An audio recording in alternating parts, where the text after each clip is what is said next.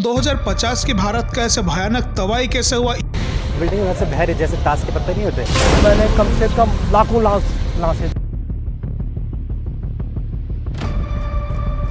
Chennai recorded over 200 millimeters of rainfall in just 24 hours. और बाढ़ को साफ तौर पर इंसान द्वारा की गई गलतियों का नतीजा बताया गया। Rising sea levels in Puramala, they have become climate refugees.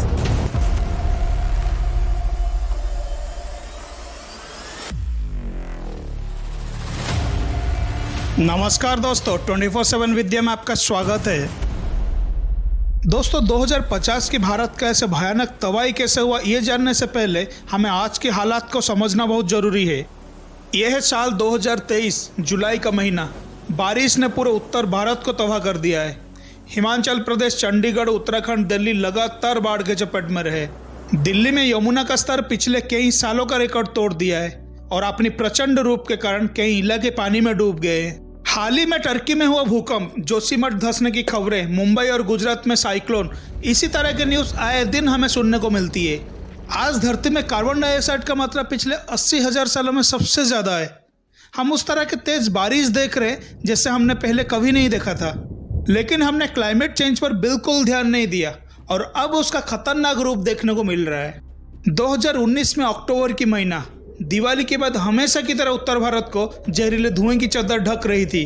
Experts का कहना था कि सिर्फ हवा में सांस लेना भी दिन में 50 सिगरेट पीने की बराबर है। कुछ लोगों का मानना है कि हर साल नई फसल बोने से पहले पराली जलाई जाती है और दिवाली में इतने पटाखे फुटाया जाता है जिसकी वजह से बहुत ज़्यादा पोल्यूशन होता है। और पिछले 2 दशकों में भारत तरक्की की ओर तेजी से कदम उठाए हैं। दूसरे विकासशील देशों की तरह हमने भी डैम, हैवी इंडस्ट्री और कारखाना बनवाए।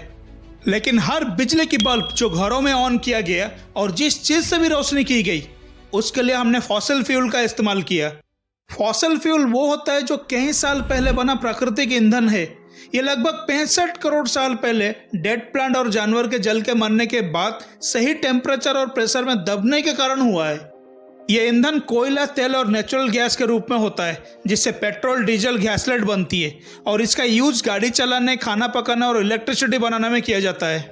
जब ये सारे चीज़ों का इस्तेमाल हो रहा था, उससे ग्रीन हाउस गैसेस हवा में पहुंची और हमारे इस तरह के जीवन शैली पृथ्वी के तापमान को बढ़ा रही थी। जैसे हमने पिछले वीडियो में बताया था कि अरबों सालों से पृथ्वी का तापमान में बदलाव हो रहा है, लेकिन उस तापमान में वृद्धि या कमी सैकड़ों या हजारों सालों में हुई है और इससे स्पीसीज और इकोसिस्टम को इसके अनुसार ढलने का मौका मिल जाता था। अब बात अलग है। अब इंसान इसमें बदलाव ला रहे हैं, हम बदलाव ला रहे हैं और हमारे काम करने के तरीका कुदरत के तौर तरीके में बाधा बन रहे हैं। एक रिपोर्ट के मुताबिक साल 2017 में सिर्फ पॉल्यूशन के कारण 12 लाख लोगों की जान गई थी। गाड़ियों की पॉल्यूशन इतना बढ़ चुका है कि बच्चों की ब्रेन सेल्स नहीं बन पा रहे हैं, जिसके कारण बच्चों में हाई ऑटिज्म लेवल पाया गया है। बढ़ते तापमान के कारण बुजुर्ग लोग कार्डियोवास्कुलर, पल्मोनरी और साइकाइट्रिस्ट डिजीज के कारण मर रहे हैं।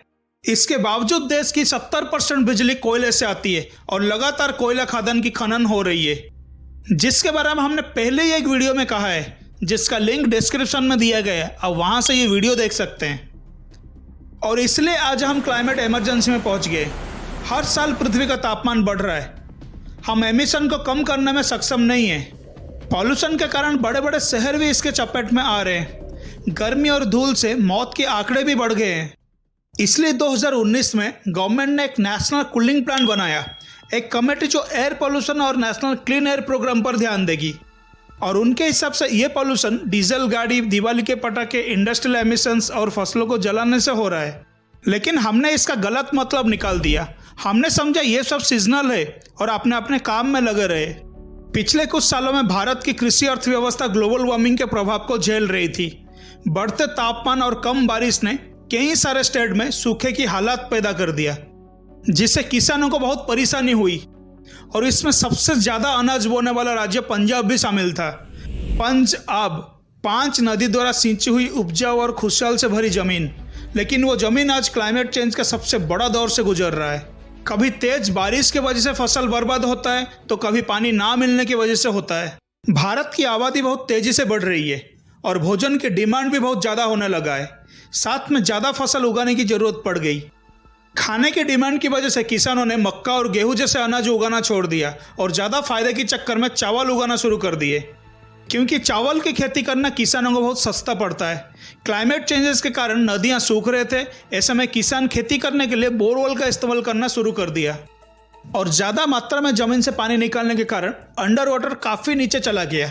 अब किसानों को पानी का भी संकट दिखाई देने लगा, जिसके कारण फसल खराब होने लगे और किसान कर्ज में डूब गए। अगर ये सिलसिला इस तरह से चलता रहा तो धीरे धीरे पूरे दुनिया में खाने की कमी होने लगेगा, क्योंकि पानी की कमी के कारण फसल में उतना पौष्टिक नहीं रहेगा जितना चाहिए, जिसके वजह से आज किसान खेती करना बंद करके शहर की तरफ मजदूरी करने पर मजबूर हो गए और जिस जमीन पर कभी खेती किए जाते थे वो बंजर रह जाती है या फिर वहाँ बड़े बड़े इमारतें बना दिया जाता है। तेजी से गर्म हो रही दुनिया में भारत के लिए बहुत कम समय बचा है और शहरीकरण का तेज रफ्तार देश भर में अपना असर दिखा रही है। जून 2013 में केदारनाथ में लगातार बादल फटने के कारण बहुत बड़ी डिजास्टर हुआ था, जिसमें उत्तराखंड के बड़े बड़े पहाड़ों के साथ कई सारे गांव भी पानी में बह गए थे। अत्यधिक बारिश ने ग्लेशियर की झील को फटाने के लिए मजबूर कर दिया था, जिसकी वजह से एक ऐसा सैलाब आया जो उससे पहले कभी नहीं देखा गया था। ऐसा इसलिए हुआ था क्योंकि उत्तराखंड में अनप्लान्ड और खराब शहरीकरण के साथ लापरवाही विकास काफ़ी ज़्यादा बढ़ चुका है, जो पर्यावरण की बर्बादी का कारण है, जिसके कारण वहाँ का तापमान गर्म होने लगा और हिमालय के ग्लेशियर पिघलना शुरू हुआ। साल 1970 के दशक में हाल ही में जारी किए गए हिमालय सैटेलाइट की इमेज की तुलना आज की इमेज से की गई, जिससे ये पता चला है कि हिमालय की ग्लेशियर पिछले 50 सालों में करीब 1/4 कम हो गई, यानी 25 से 30% कम हो गए। और इस हिसाब से साल 2050 तक हिमालय की 80% ग्लेशियर पिघल जाएगी और हिमालय से निकली हुई नदियां भी सूख जाएंगे। 2000 के दशक में बदलती तापमान ने पहले उत्तर की ग्लेशियर का संतुलन बिगाड़ दिया था, लेकिन बदलती जलवायु ने दक्षिण में भी मूसलाधार बारिश की। 1 दिसंबर 2015 चेन्नई भारी बारिश की उम्मीद कर रहा था, सिर्फ 24 घंटे के अंदर चेन्नई शहर डूब गया। 2 दिसंबर 2015 में चेन्नई को डिजास्टर जोन घोषित किया गया। करीब 18 से 20 लाख लोगों को अपने घर छोड़ना पड़ा। सवाल ये उठ रहा था कि भारत के सबसे बड़े महानगर में से एक में ऐसे बाढ़ कैसे आ गया जिस पर कंट्रोल नहीं पाया जा सका। दरअसल चेन्नई में ड्रेनेज ब्लॉक होने की सबसे बड़ी वजह शहर से करीब 20 किलोमीटर उत्तर में मौजूद थी एनोर क्रीक। एनोर क्रीक असल में एनोर पुलिकेट वेटलैंड कॉम्प्लेक्स का साउथर्न पार्ट है और ये वेट हैबिटेट का कॉम्प्लेक्स है और ये वो जगह भी है जहाँ कोसोथलियार नदी बंगाल की खाड़ी में गिरती है।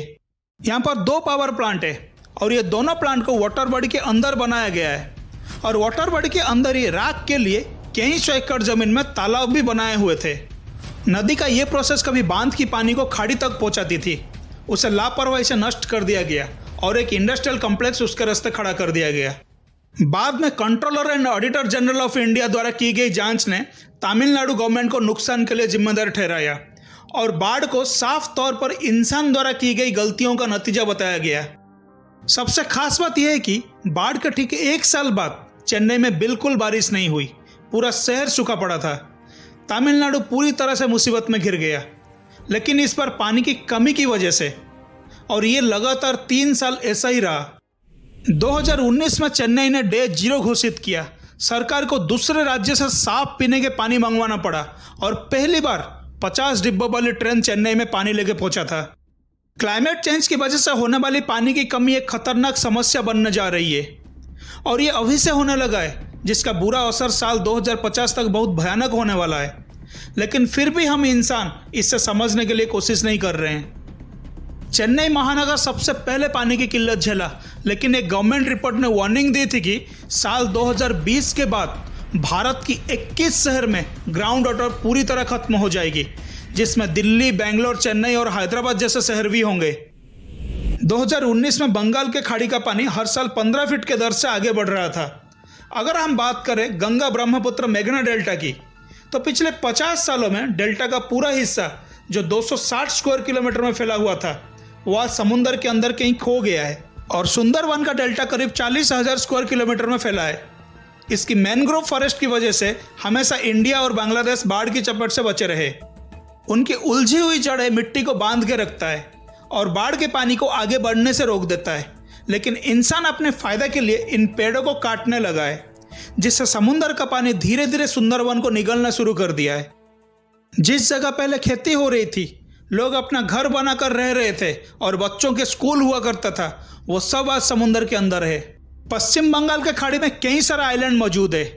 रिसर्चर्स आए दिन उन आइलैंड की रिसर्च करते हैं। उनमें से एक घोड़ामारा आइलैंड जो पिछले 20 साल में अपने ओरिजिनल साइज से 1/3 सिकुड़ गया है, जबकि पूर्व में बसी 2 आइलैंड सुपारीभंगा और लोहाचारा नक्शे से ही गायब हो गया है।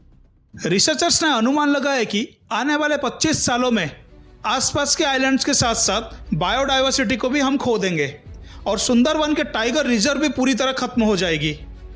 बढ़ता हुआ समुद्र दुनिया की सबसे बड़ा कार्बन सिंक को भी हमसे छीन लेगा, क्योंकि हम ग्लोबल वार्मिंग के खिलाफ एकजुट नहीं है और कुछ करने में भी असमर्थ है, जिसके कारण बहुत बड़ी मात्रा में लोगों को शहर की तरफ माइग्रेट होना पड़ेगा और शहर के उस बुनियादी ढांचे के ऊपर बोझ डालना शुरू करेगा जो पहले से ही क्लाइमेट की मार से बचने की संघर्ष कर रहा है। क्लाइमेट चेंज अब एक खतरनाक जोखिम में बदलने की पूरी तरह संभावना है। ये एक ऐसा जोखिम है जो मानव समाज के भयानक अंत को सामने लाएगा। हमने कई बार सुना है समुद्र का लेवल बढ़ रहा है और हम ये भी सुनते हैं कि शहर डूब जाएंगे। आज हम इसे होते हुए नहीं देख रहे हैं, तो हम सोचते हैं कि क्लाइमेट चेंज बस किसी की सोच का बस एक अनुमान है।